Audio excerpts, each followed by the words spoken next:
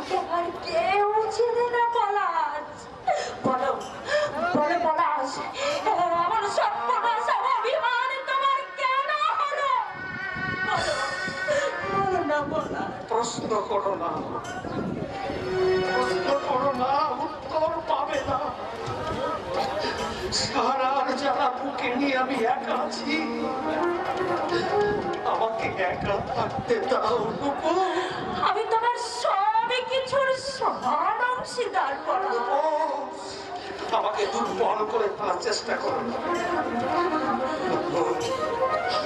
ফেলে আসা দিনের কথা তুমি ভুলে যাও।